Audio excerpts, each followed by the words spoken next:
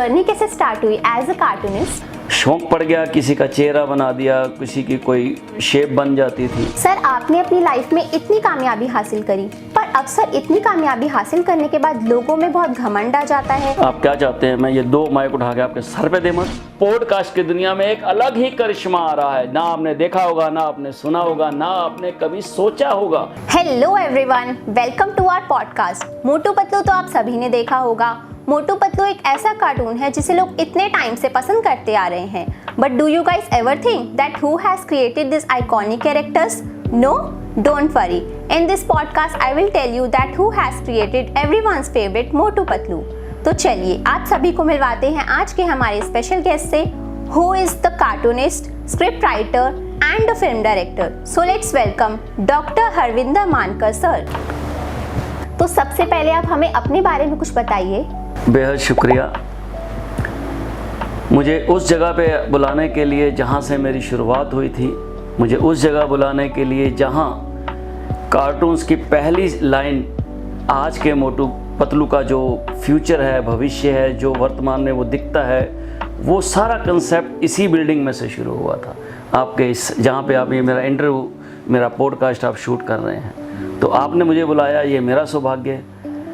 और सबसे बड़ा मेरा ये सौभाग्य है कि मैं उन करैक्टर्स के बारे में बात करने आया हूँ जो करैक्टर आज मेरी और लोटपोट और लगभग सभी की पहचान बन चुके हैं, 4 पीढ़ियों की पहचान बन चुके हैं। बेहद शुक्रिया, बेहद शुक्रिया। सर, आपकी जर्नी कैसे स्टार्ट हुई एज अ कार्टूनिस्ट? बचपन एक ऐसा आईना है, अगर मैं उसमें देखता हूँ या मैं उसमें जाता हूँ तो इतिहास के वो पन्ने खुलते हैं। बेहद छोटा सा लड़का था, पार्क की जो पटरी होती है, जो फुटपाथ जिसको बोलते हैं, कोयले से उस पर आड़ी तिरछी रेखाएं खींचता था। शौक पड़ गया, किसी का चेहरा बना दिया, किसी की कोई शेप बन जाती थी। स्कूल पढ़ता था मैं, शायद 8वीं 9वीं की क्लास थी उन दिनों मैगजीन्स बहुत चला करती थी, मधु मुस्कान, लोटपोट, चंपक, नंदन, बाल भारती, तो उनमें कार्टून्स छपा करते थे। शौक आया कि अगर ये कार्टून हम भी बना के देते हैं, हम भी भेजते हैं तो कैसे लगेंगे। तो मैंने पहला कार्टून्स बनाया एक कागज़ के ऊपर। जब वो लोटपोट में गया और वो प्रकाशित हो गया तो 5 रुपये मेरे घर में मनी ऑर्डर के तौर पे आए। आप यकीन माने कि वो पहले 5 रुपये एक बच्चे के लिए एक तरह की लॉटरी थी कि पैसे भी मिलते हैं आपको इस कला के अंदर। वहीं से शुरुआत हुई, करते करते 1978 का ये शुरुआत थी और 80 आने वाला था। समझे मैं 15-16 साल का था, 9वीं या 10वीं में था। तो एक दिन श्री पीके बजाज ने मेरे को बुलाया, जब मेरे कार्टून छप रहे थे लगातार लोटपोट के अंदर, बाकी मैगजीन्स के अंदर भी। तो उन्होंने मुझसे कहा, बेटा मैं तुम्हें एक ऐसा काम देना चाहता हूँ जो भविष्य में तुम्हारी पहचान बनेगा। मैं बच्चा था, मैं क्या ये मुझे क्या देने वाले हैं जो मेरी पहचान बनेगा। मुझे लगा शायद पैसे ज़्यादा मिलने वाले हैं मेरे को। मैं हाँ जी करता रहा। उन्होंने कहा तुम मोटू पतलू बनाओ, ऐसे बनाओ कि जो आज की पीढ़ी है, वो उस समय की पीढ़ी थी, वो उसे जल करे, उसे लगे ये करैक्टर हमारे बीच के करैक्टर हैं, ये करैक्टर हमारी कहानी को कहते हैं। तो पहला मोटू पतलू जो बना उस समय, उसका नाम था रोको मत जाने दो, रोको मत जाने दो। यानी एक ही लाइन में अगर हम कोमा अलग जगह करते हैं तो उसका अर्थ बदल जाता है। बेहद सक्सेस हुई ये कहानी, खुश हुए बजाज साहब। उन्होंने मुझे रेगुलर कहा कि अब हर हफ्ते आप बनाएंगे। लगभग 80 से लेके आज 2025 आ गया है, बिना रुके हर हफ्ते हर एक नई कहानी के साथ ये नाचीज आपका दास मोटू पतलू बना रहा है। तो ज़िंदगी यूं ही बढ़ती रहती है। फिर पिटारा कॉमिक्स आए, उसमें भी मोटू पतलू, जांबाज, देवा, मिन्नी, नटखट, नीटू, संपत, जंपत और बहुत सारे करैक्टर्स मैंने बनाए। और इसके अलावा बाहर मैंने Raj comics, Manoj comics, Radha comics में करीब 500 करैक्टर्स मेरे हैं जो छप चुके हैं, जो मार्केट में। तो क्या होता है, एक शुरुआत होनी चाहिए, एक दिया जलना चाहिए, रोशनी अपने आप फैल जाती है। अपनी सोच को अगर हम बदलते हैं, वक्त के साथ बदलना आना चाहिए। पाना है अगर मंजिल को तो अपनी सोच को बदलो, कश्तियाँ बदलने से कभी साहिल नहीं मिला करते। आपको अगर मंजिल पानी है, अगर आपको अपनी तकदीर को जगाना है, आप कोई भी काम करते हैं, आप राइटर हैं, आप कार्टूनिस्ट हैं, लगन से लगिए, दिल से लगिए और उसकी कृपा होनी चाहिए। ईश्वर जिसको भी आप मानते हैं उस पर फेथ रख के आगे बढ़िए, तो एक मोटू पतलू क्या हज़ारों मोटू पतलू इस दुनिया में छाएंगे, जैसे हमारे छा रहे हैं लगातार पिछले 50 वर्षों से। जी सर, जैसा कि आपने मोटू पतलू कैरेक्टर्स बनाए, तो एक कैरेक्टर मेकिंग का प्रोसेस क्या होता है? लाइक एक कैरेक्टर को बनाने के लिए हमें क्या क्या स्टेप्स फॉलो करने पड़ते हैं?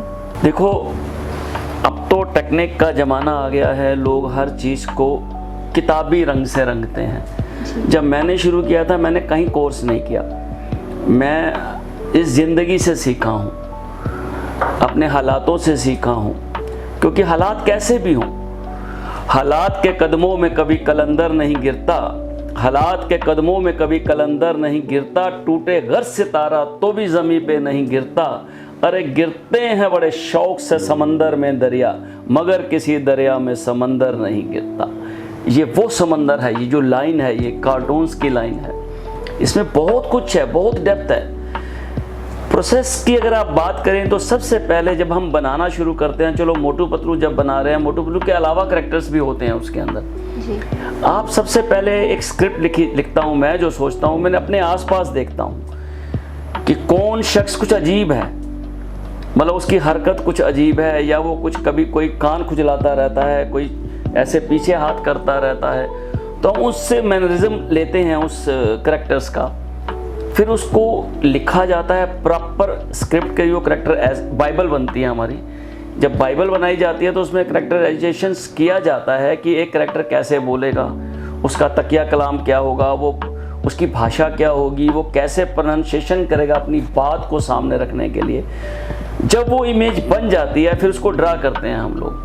ड्रा करने के बाद एनिमेशन टीम उसको, अगर एनिमेशन की बात करें तो एनिमेशन टीम बनाती है, मैगज़ीन की बात करें तो प्रिंट प्रोसेस में चला जाता है। लेकिन कोई भी करैक्टर रचने से पहले हमें ये देखना पड़ता है कि वो लोग उसको पसंद कितना करेंगे। तो वो आपको अपने आसपास की करंट जो घटनाएं घट रही हैं ना, उनके साथ जोड़ना पड़ता है। हर टेक्निक को, हर जो बदल रहा है रोज़ के रोज़ तकनीक का जो ज़माना, आपको उसके साथ अपडेट होना पड़ता है। मैंने कोई एनिमेशन नहीं सीखा था, लेकिन एनिमेशन आया, हमने किया। मैंने कोई एआई का वो ये डिज़ाइंस नहीं सीखे थे, लेकिन हमने वो भी कर रहे हैं। मेरा एक बड़ा लाइन्स है जो मैं हमेशा बोलता हूँ कि जो काम मुझे आता है वो मैं करता हूँ, लेकिन जो काम मुझे नहीं आता मैं डेफिनेटली करता हूँ। मुझे वो करना ही करना है। ये आपके अंदर जुनून, ये पैशंस, ये आग, ये पूरा जोश होना चाहिए अगर आपने किसी मंजिल को जीतना है तो। ऐसे नहीं मंजिलें मिलती हैं, थके हार से कुछ नहीं मिलता। हारना नहीं है हमको। नंबर 1 हो, नंबर 1 समझो। अपनी पीठ अगर आप खुद नहीं थपथपा सकते तो दुनिया आपकी कभी पीठ नहीं थपथपाएगी, याद रखिएगा जी। सर, जैसा कि आपने बताया, जब आपने मोटू पतलू कैरेक्टर्स बनाए तो उस टाइम आपकी एज बहुत कम थी, आप बहुत छोटे थे। तो लाइक जब एक छोटा बच्चा होता है तो उसमें इतनी मैच्योरिटी नहीं होती, तो तब उस टाइम आपने क्या सोच के ये कैरेक्टर्स बनाए जो लोगों को आज इतने पसंद आ रहे हैं? क्या बढ़िया क्वेश्चन है। पहले तो ये इसकी खुशी में लीजिए, आपको ये गुलाब दिया जा रहा है। देखो, मेरा अपने पिछले सवाल के साथ ही जुड़ा ये सवाल है कि बच्चा को, हर बच्चे को एक लालच दिया जाता है। छोटे बच्चों को टॉफ़ी दे देंगे, किसी को कुछ। हम जब छोटे थे हमें लगता था हमारा नाम छपेगा मैगज़ीन के अंदर, पर पैसे मिल रहे हैं। ये अब एक 9वीं क्लास का बच्चा अर्निंग करनी शुरू करता है, चाहे वह 100 रुपये क्यों ना हो। तो 1980 में तो 100 रुपये भी आज के लाख रुपए के बराबर ही थे। तो वो एक मतलब खूबसूरत सी एक शुरुआत हो जाती है उस बचपन में। उस समय ये नहीं पता होता है कि ये हिट हो जाएगा, हमें कोई, किसी को भी नहीं पता होता है। ये तो क्या होता है कि आप अपने काम को कंटिन्यू करते जाओ। आज हज़ारों अवार्ड्स हैं मेरे नाम पे, लेकिन आप जो काम मैंने किया उसके लिए अवार्ड हैं, अवार्ड के लिए मैंने काम नहीं किया। ये दो चीज़ों में डिफरेंस है जी। आप करते जाओ, अपने काम को लगन से करो, ईमानदारी से करो। एक बार पैसे तय हो जाए, मान लीजिए आपको कोई कहता है कि आपको 100 रुपये मिलेंगे, 1000 रुपये मिलेंगे, 10,000, फिर आप काम, अगर वो 10,000 दे रहा है तो आपको अपना काम 25,000 का देना चाहिए। आपको कोई हटा नहीं पाएगा उस जगह से। जब आप 25,000 की आउटपुट दोगे 10,000 की सैलरी में या 10,000 की पेमेंट्स में, तो आपको कोई हटा नहीं पाएगा। होता कमी कहाँ होती है, हम सोचते हैं इतने तो पैसे मिल रहे हैं, मैं इतना ही काम करूँगा, तो वो आपको एक बांध देता है एक खास फ्रेम के अंदर, फिर आप आगे नहीं बढ़ पाओगे। हर काम को अपना समझो, हर काम को लगन से खुद करो, और ये मत सोचो आप किसी के लिए कर रहे हो। आप करते ही नहीं किसी के लिए भाई, आप अपने लिए करते हो। आज आप पॉडकास्ट कर रही हैं तो आप ये नहीं समझो आप कंपनी के लिए कर रही हैं, ये आपके अपने को आगे बढ़ाने का एक बहुत खूबसूरत जरिया आपके हाथ में आ गया है। आज आप कुछ बनाती हैं, करैक्टर डिज़ाइन करती हैं या कुछ भी डिज़ाइन करती हैं, तो सोचो ये करैक्टर्स आप रहें ना रहें, हमेशा याद किया जाएगा कि ये करैक्टर आपने बनाया था। ये याद ही है कि आज 45 साल के बाद मुझसे ये पॉडकास्ट किया जा रहा है। ये वर्ल्ड रिकॉर्ड है कि एक ही आर्टिस्ट ने, एक ही कार्टूनिस्ट और राइटर ने एक कॉमिक करैक्टर को 46 ईयर हर हफ्ते बिना रुके उस सीरीज को बनाया हो। कहीं भी नहीं हुआ ये आज तक। वाल्ट डिज्नी के भी आर्टिस्ट बदलते रहे, मिक्की माउस के भी, और कहीं नहीं हुआ कि मोटू पतलू जैसे करैक्टर जो प्रिंट में भी आए, जो आपके मपेट भी उसके हमने सीरियल्स बनाए थे, पपेट्स के सीरियल्स बनाए थे टीवी दूरदर्शन के लिए, हमने उसके 2D एनिमेशन भी बनी, आजकल 3D एनिमेशन चल रही है, आगे AI भी शायद चलना शुरू हो जाएगा, लाइव्स उसके फिल्म्स बनेंगे। इकलौते ये कार्टून्स हैं जो हमारी किस्मत में आए, मैं कहूँ मेरी किस्मत झोली में आए, जो मैडम तुसाद के अंदर जिनके वो लगे हुए हैं, बुत लगे हुए हैं, मोम के पुतले लगे हुए हैं। इकलौते करैक्टर्स हैं जो लगभग काफ़ी देशों के अंदर अलग अलग भाषाओं में दिखाए जाते हैं। इकलौते कार्टून हैं मोटू पतलू जो 4 पीढ़ियां देख रही हैं। अगर दादा, उसका बेटा और जो नई पीढ़ी आजकल आ गई है वो भी देख रही है। ये कोई आसान काम नहीं है। ये शफा उस मालिक परवरदिगार की दया होती है किसी खास शख्स पे, किसी खास करैक्टर पे। ये वो रचता है इस रचना को। हम तो कठपुतलियाँ हैं, हमें तो वो करना है जो हमारे को कर्म दिया जाता है, हम कर देते हैं चलो, पर उसके पीछे एक शक्ति का हाथ होना बहुत ज़रूरी है।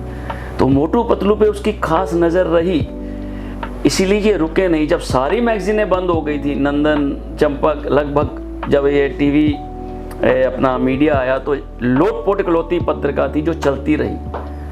श्री पी.के. बजाज जी ने उसी समय ये फैसला दिया था, चाहे मुझे घर से क्यों ना छापनी पड़े, पर मैं ये मैगजीन बंद नहीं करूँगा। सोचो अगर वो मैगजीन बंद कर गए होते हालात के हाथों, तो आज शायद आप टीवी पे नहीं देख रहे होते। जी सर, बिल्कुल। तो जो होता है जब होता है अच्छे के लिए होता है। ईश्वर क्रिएटर कभी गलत करता ही नहीं। हम क्रिएशन हैं, वो क्रिएटर है। वो सब चीज़ें गोटियाँ उसने सही रखी हुई हैं। ज़रूरत है भरोसा करने की, ज़रूरत है उस पर विश्वास करने की, ज़रूरत है उसकी कही हुई बात को मानने की। अक्सर दोस्तों कहा जाता है कि हम गीता को मानते हैं, गुरु ग्रंथ साहब को मानते हैं, रामायण को मानते हैं, लेकिन हम गीता की नहीं मानते, हम रामायण की नहीं मानते, उसमें लिखी बातों पे अमल नहीं करते। और बिना अमल के कुछ नहीं हो सकता। अपने अमली प्रैक्टिकल बनो, जो काम करो, कार्टूनिस्ट बनो, राइटर बनो, फिल्म डायरेक्टर बनो, डॉक्टर बनो, इंजीनियर बनो, IT में जाओ, कहीं भी जाओ, लेकिन आपकी पहचान सबसे अलग होनी चाहिए। वो तब होगी जब ईमानदारी से अपना काम करोगे। जी सर, आपने अपनी लाइफ में इतनी कामयाबी हासिल करी, पर अक्सर इतनी कामयाबी हासिल करने के बाद लोगों में बहुत घमंड आ जाता है, या तो वो बहुत आलसी हो जाते हैं। पर आप अभी भी इतने हम्बल हैं, तो आपने इस सक्सेस को हैंडल कैसे करा, और आप आज के यूथ को क्या मैसेज देना चाहेंगे? आप क्या चाहते हैं, मैं ये 2 माइक उठा के आपके सर पे दे मारूं? नहीं। या आप ये चाहते हैं कि मैं वो अकड़ दिखाऊं, कौन है भाई तू? ये एटीट्यूड जो आ जाता है सफलता आने से। लेकिन आप ये सोचिए ना, जब ये वाला एटीट्यूड आ जाता है तो वो टिकता कितने दिन है वो आर्टिस्ट या वो कलाकार। अगर आपको हमेशा के लिए रहना है तो हलीमी एक वर्ड होता है पंजाबी का, विनम्रता जिसको हिंदी में कहा जाता है। आपको झुकना पड़ेगा। जिस पेड़ पे फल होते हैं वो हमेशा झुका हुआ दिखेगा आपको।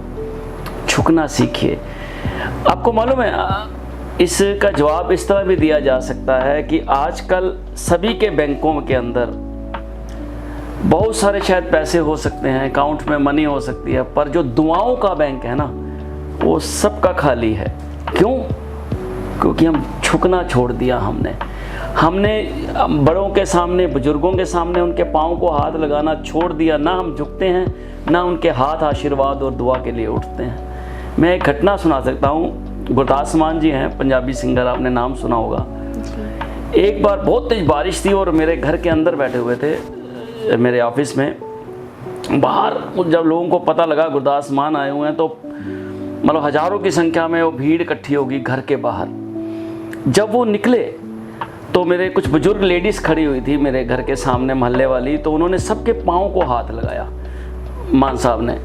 फिर हम दोनों गाड़ी में बैठे और चले। रास्ते में मैंने उनसे पूछा, सर आप तो जानते भी नहीं थे कि ये कौन लोग हैं, फिर आपने उनके पाँव को हाथ क्यों लगाया? तो उनका जवाब सुनिए। उन्होंने कहा कि भाई, जब हम किसी के आगे झुकते हैं ना, तो हमारा कुछ नहीं जाता मगर उसका कुछ रहता नहीं। वो अपनी सारी दुआएं, सारी नेक कमाई हमारे ऊपर आशीर्वाद के रूप में उड़ेल देता है। जीते रहो बेटा, लंबी उम्र हो बेटा, सक्सेस हो बेटा। तो ये खजाने आपको विनम्रता और आपको डाउन टू अर्थ रहने पे ही मिलते हैं। मैं क्यों छोड़ दूं ये सारी दुआएं? मैं दुआओं के सहारे शायद चल रहा हूँ। मेरे से अच्छे बहुत आर्टिस्ट हैं, मेरे से बेहतर कार्टूनिस्ट बैठे हैं, मेरे से बेहतर लिखने वाले बैठे हैं। मैं दिल्ली में रह के मुंबई में इतना काम अगर मेरे को हो गया तो ये दुआओं के सदके ही हुआ। ना जाने किसका पैर मेरे लिए लकी है, ना जाने किसी का आशीर्वाद मेरे लिए लकी है। कोई भी शख्स जो आपकी लाइफ में आता है ना, आप कभी उसको दुत्कारो मत। क्या पता किस वेश में नारायण मिल जाए। रहमन इस संसार में सबसे मिलिए धाय, ना जाने किस वेश में नारायण मिल जाए। तो वो नारायण प्रभु वेश बदल के कब भी आ सकता है। भिखारी के रूप में आ सकता है, आपके रूप में आ सकता है, इन कैमरामैन के रूप में आ सकता है। विनम्र रहो, ज़मीन से जुड़े रहोगे ना, ज़मीन पे गिरते हो तो कोई ना कोई चीज़ मिल जाती है जिसको आप पकड़ लो तो आप बच जाते हो। आकाश से गिरोगे तो हड्डी पसली नहीं मिलेगी।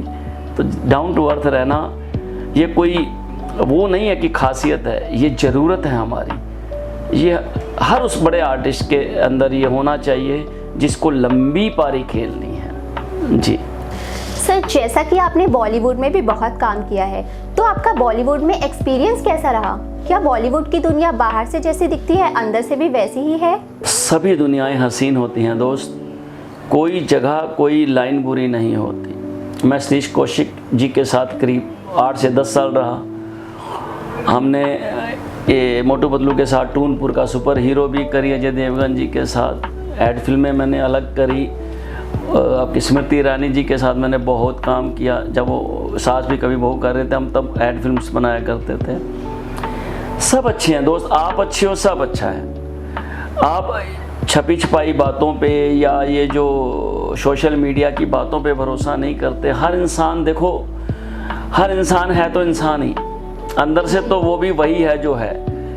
वो एटीट्यूड बना के कई बार उनको मजबूरी में रहना पड़ता है, क्योंकि वरना आजकल लोग पेपर जी नाम से बन के उनके चिपक जाते हैं। उनको आगे भी नहीं जा सकते, पीछे भी नहीं जा सकते, खाना भी नहीं खा सकते। तो वो लोग भी फिर गुस्सा करते हैं। तो वो उसको, क्योंकि वो लाइमलाइट में रहते हैं, आप लोग उन पे नोटिस करते हो। बाकी चीज़ें ऑफिस में घट जाती हैं, आपको पता नहीं चलता। सब बढ़िया हैं, अच्छे रहो, खुद अच्छे रहो। आप ही बॉलीवुड हो, आप ही हॉलीवुड हो, आप ही मैगजीन हो, आप ही सब कुछ हो। हर इंसान अपने अंदर बहुत कैलिबर लेके आता है, किसको कहाँ मौका मिलता है ये मुकद्दर की बात है। जी सर, मेरा नेक्स्ट क्वेश्चन ये है कि आपने अपनी करियर की शुरुआत कार्टून मेकिंग से की और उसके बाद आपने राइटिंग भी की और फिल्म डायरेक्शन भी की, तो उनमें आपका इंटरेस्ट कैसे आया? नहीं, ये अपने आप एक दूसरे से जुड़े हुए ही शाखाएं हैं, एक ही पेड़ की शाखाएं हैं। कि जब आप कार्टून बनाते हो तो लिखोगे भी स्क्रिप्ट को, तो स्क्रिप्ट तो ऑलरेडी आप लिख ही रहे हो। फिर जब टीवी शुरू हुआ तो टीवी के लिए हमने बहुत सारे फिक्शंस लिखने शुरू किए, तो वो भी टीवी का वर्जन अलग हो सकता है, ट्रीटमेंट अलग हो सकता है, बट राइटर के लिए तो वो कॉमिक ही है एक तरह से। फिर स्टोरी बोर्ड बनने शुरू हो गए थे, फिर वो चाहे फिल्में बने, चाहे टीवी का हो, चाहे ओटीटी का हो, राइटर का तो वो वही कंसेप्ट है कि उसको उस विज़न को, अपनी कला को वहाँ निखेरना है। तो मैं लिख रहा था, वो तो मैं शुरू से ही लिख रहा था, वही चीज़ें लिखी। बस वो वर्सेटाइल होना पड़ता है दोस्त, ऑलराउंडर का ज़माना है। एक चीज़ सिर्फ आप लेके चलोगे तो कामयाब नहीं होगे। आप कपिल देव बनना पड़ता है आजकल, विराट कोहली बनना पड़ता है कि आप बैटिंग भी कर सको, बॉलिंग भी कर सको, विकेट कीपिंग भी कर सको, कप्तानी भी कर सको, तब जाके वो खिलाड़ी सक्सेसफुल पाता है, अपनी सक्सेस पाता है जाके। जी सर, आजकल इंडस्ट्री में कैरेक्टर डिजाइनिंग के इतने सारे कोर्सेज अवेलेबल हैं, तो क्या आपके जैसे एक अच्छा आर्टिस्ट बनने के लिए कोशिश करना इम्पोर्टेंट है? मे भी देखो, अब टेक्निक बदलती है तो कोई नुकसान भी नहीं होता उसको करने से। होता यह है कि हम लोगों ने तो ज़िंदगी से सीखा, खुद ही सब कुछ सीखा। मैं तो कोई कोच नहीं था, कुछ नहीं था, बस आता गया, करते गए। पर अब चूंकि ज़माना थोड़ा बदल गया है, टेक्निक का ज़माना है, तो थोड़ा सीख लेंगे बच्चे तो उनको ज़्यादा फ़ायदा मिलेगा। वो एक तरह से कैलकुलेटेड हो जाएंगे, एक तरह से फ्रेमिंग में आ जाएंगे। उसका फ़ायदा ही है, नुकसान तो उसका कुछ है भी नहीं। सबसे पहले मस्त रहो, फिर व्यस्त रहो, अपने काम को लगन से करो, मस्ती में करो, इंजॉय करो काम को। आपका पेशेंस जब प्रोफेशन बनता है ना, तभी कामयाबी मिलती है। काम को बोझ मत समझो, अपने सर पे सवार मत होने दो काम को। काम आपके लिए है, ज़िंदगी आपके लिए ये काम लेके आई है।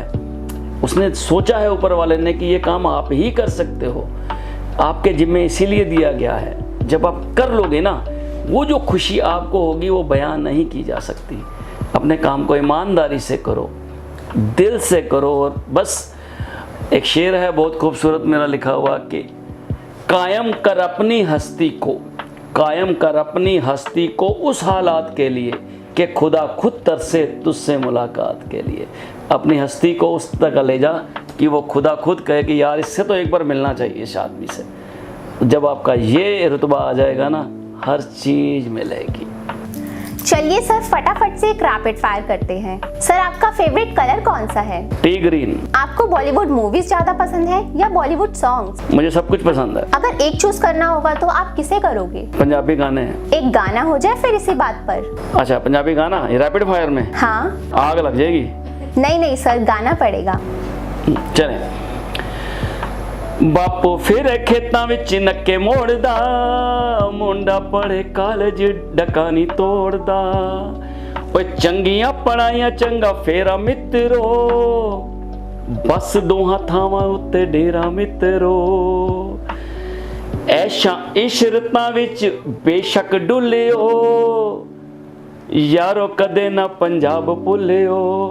यारो कदे अपना वतन ना भुलियो।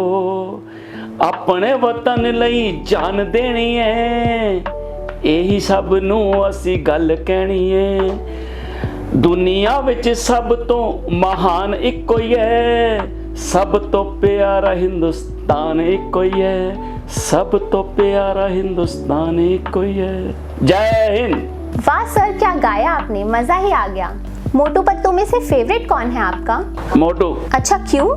समोसे खाता है। ओके, तो मतलब आपको समोसे बहुत ज्यादा पसंद है। हाँ, और ये याद रखिए, जो मोटू का समोसा है वो समोसा मैदे का नहीं बनता, वो मोहब्बत की चाशनी में बनता है। उसके अंदर जो आलू डलता है वो प्यार का डलता है, और उसके अंदर जो मिर्च मसाले डलते हैं वो लोगों की मोहब्बत के डलते हैं। इसी बात पे मोटू का एक डायलॉग हो जाए। अभी डायलॉग मैं नहीं बोल सकता क्योंकि खाली पेट मेरे दिमाग की बत्ती नहीं जलती और मेरी जुबान भी नहीं चलती। And that's a wrap up on today's podcast. A big thank you to Dr. Harvinder Mankar sir for joining us. And stay tuned for the next part. तो सर, हमारी लोटपोट की टीम इतना एक्साइटेड है आपसे मिलने के लिए, तो चलिए उन्हें आपसे मिलवाते हैं। अरे चलो चलो चलो चलो, मैं खुद काफ़ी देर हो गई यहाँ बैठा बैठा थक गया हूँ। देखते हैं हमारी टीम, वो आप ही की तरह है, खूबसूरत है। यस सर, सब बहुत चलो खुश। मिलते हैं लोटपोट की टीम से। जी सर। ठीक है भाई लोगों, चलते हैं, ये रूम बदलने वाला है। तो सर, ये है हमारी लोटपोट की पूरी टीम। क्या बात, क्या बात।